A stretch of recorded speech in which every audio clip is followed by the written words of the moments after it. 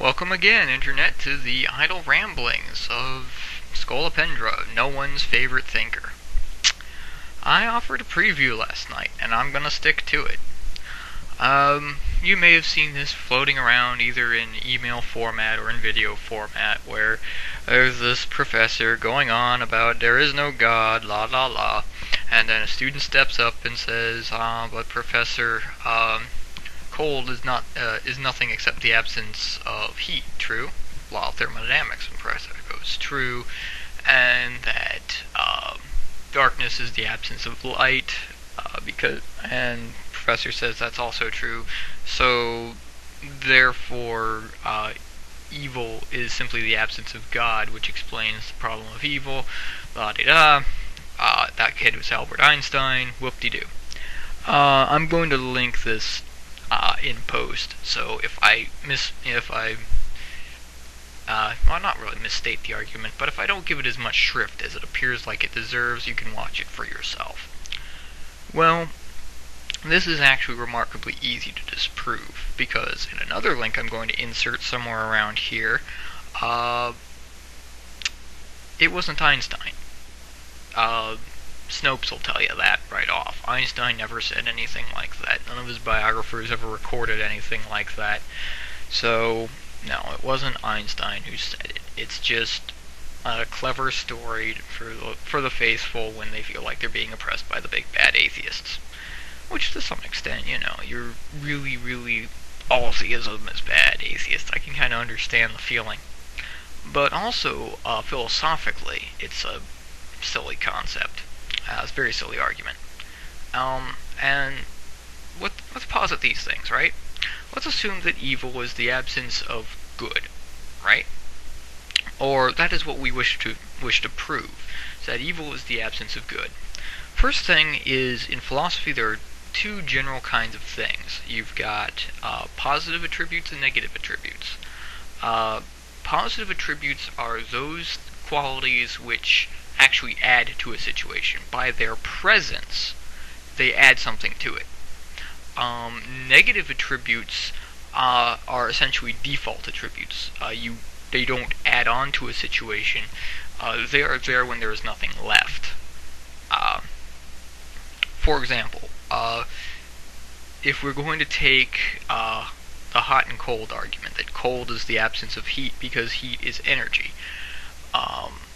then cold is a negative attribute.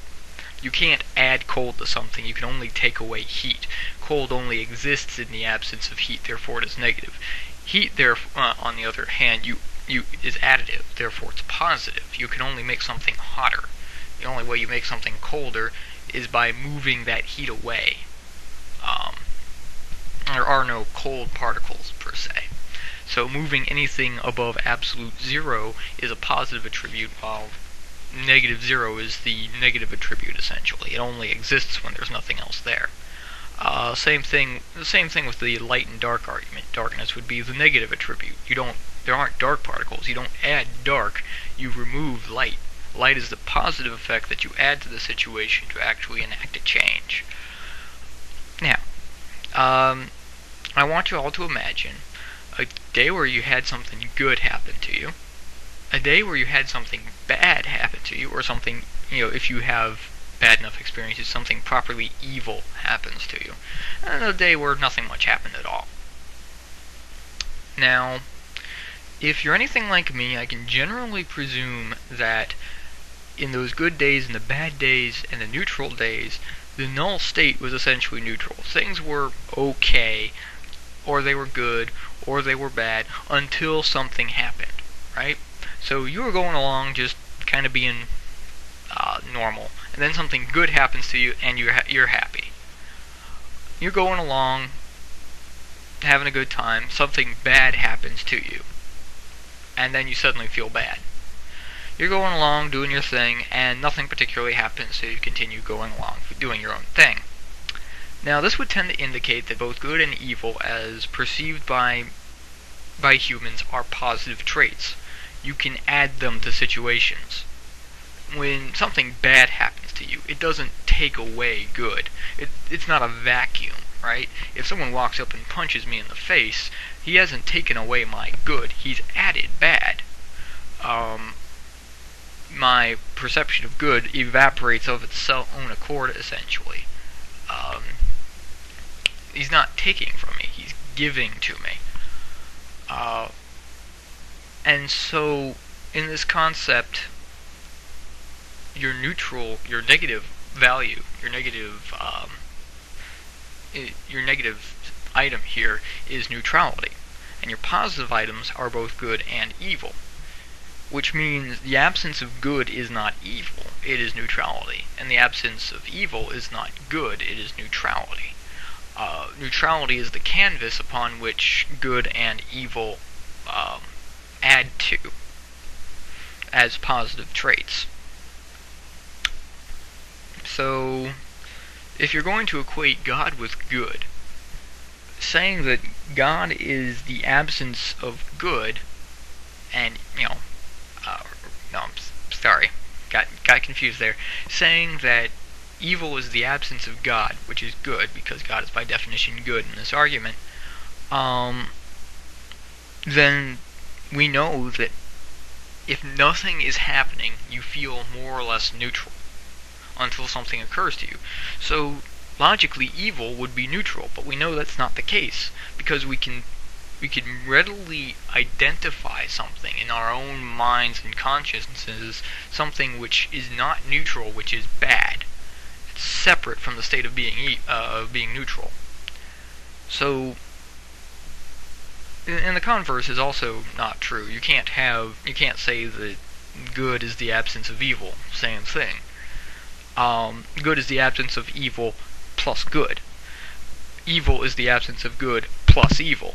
And so, using these arguments in order to support the existence of God is, unfortunately, absolutely fallacious based on our perceptual evidence. If you depending on how, of course, you're willing to define things. If you're defining God as the definition of what is good, then trying to solve the problem of evil by saying that evil is simply the absence of God does not follow.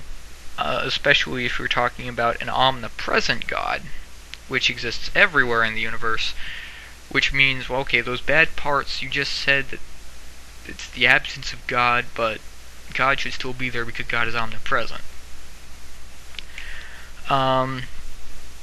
So, yeah, it's pretty easy to disprove. I've just done it.